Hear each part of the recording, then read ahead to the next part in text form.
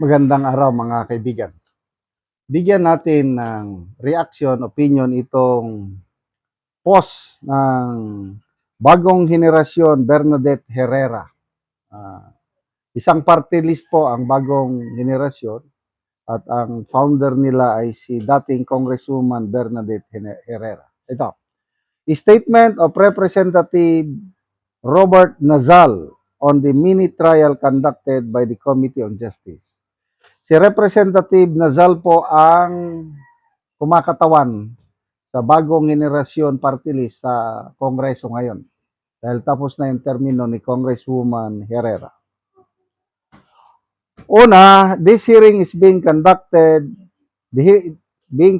is fundamentally an issue of due process.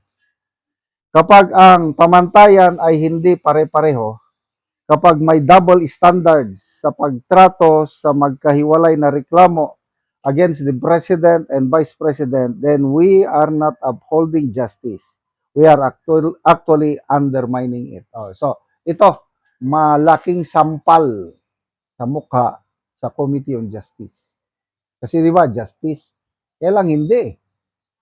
This committee is undermining justice. Binabaliwala ang hustisya.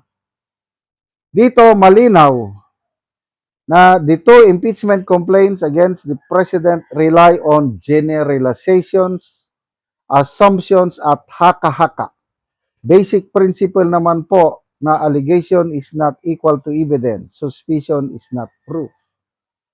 At kung pagbabatayan ang issue ng SALN, ang pagtaas ng assets over a span of more than a decade is not by itself proof of ill-gotten wealth. Natural po na magbago at tumaas ang net worth sa paglipas ng panahon dahil sa kita, investments at appreciation ng assets.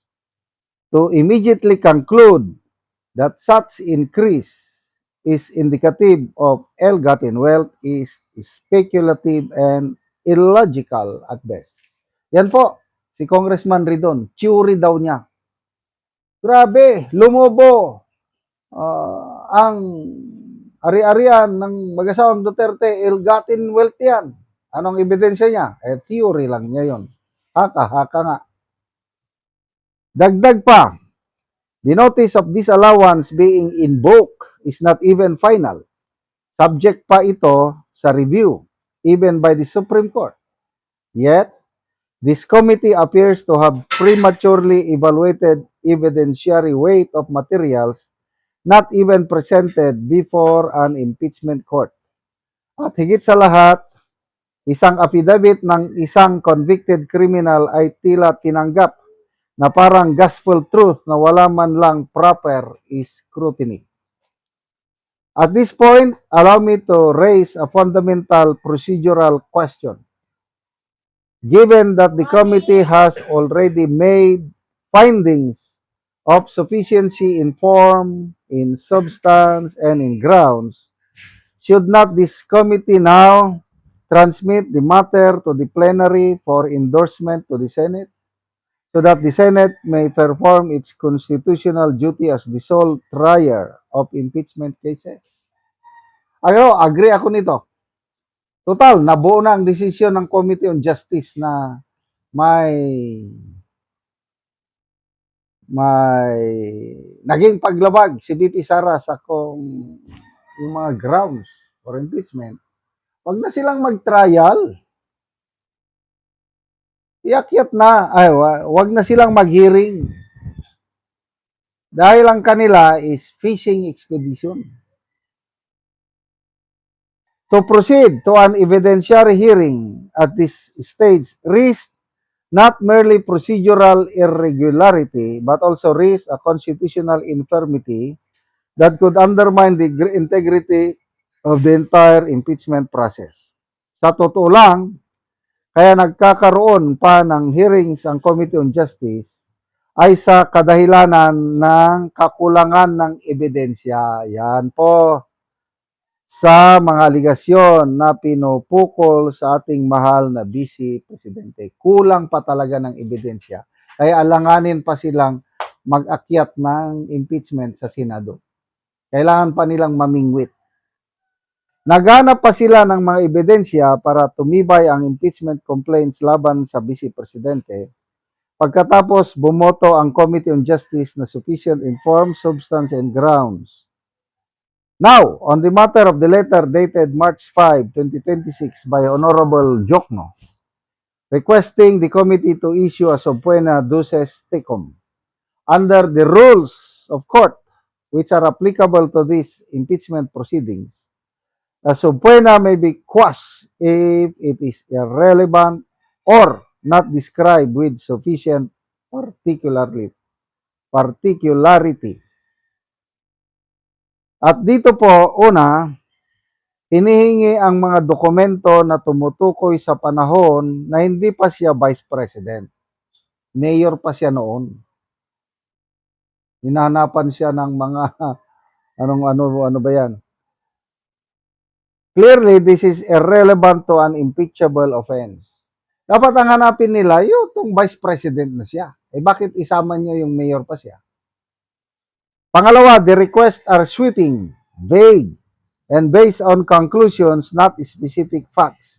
This is clearly a fishing expedition, and this is precisely what the rules seek to prevent.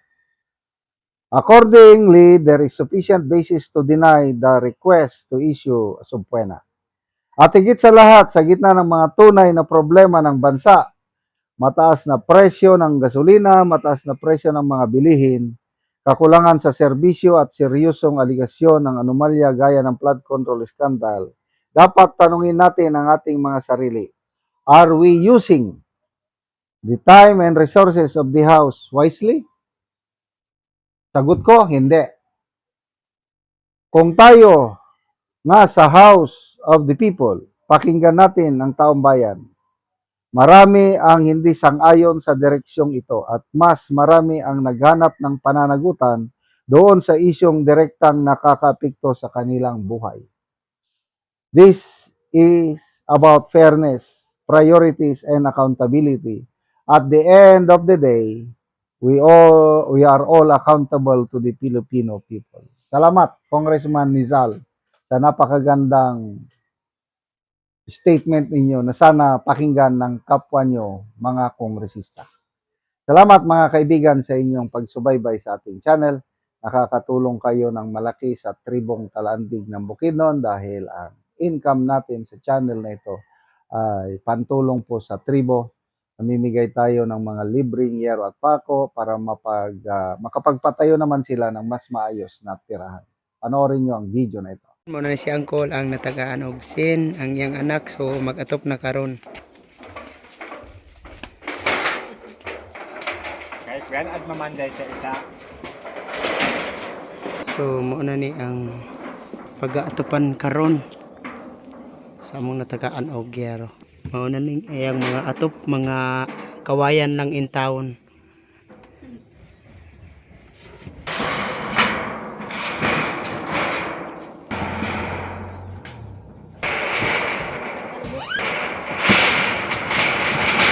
O muna ni ang ilang atop nga kawayan lang.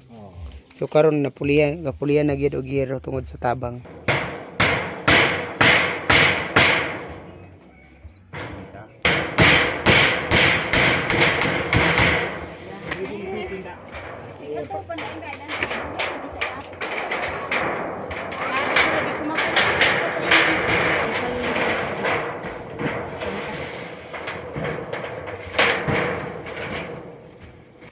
O karon human na gyud sa pag-atop ang among gihatag nga makita gyud nato nga maayo na gyud nga tan-aw napulian natong mga kawayan lang nga mga atop ganina. So yero na gyud ang nakapuli sa mga kawayan lang. Salamat sa Ginoo ug salamat sa nagtabang sa sin, di nagyud mi maulanan. Salamat kaayo. So pila na to ka tuig ang inyong atop nga kawayan lang? Tulo na ka tuig to. Tulo na ka tuig. Oh. So nangagapok na gyud. Oh. Busa man si Papa mo apit nagakahulog sa tanggal sa among atop. Lagi. So kuan gyud. Sa kalisod, di nagyud mi makapalit og hero kay puto brang among kwarta sa pagkaon namo. Oh, so imong bana magmuso lang gyapon. Oh, So pila may adlawan karon? tag 150 ang uban 200.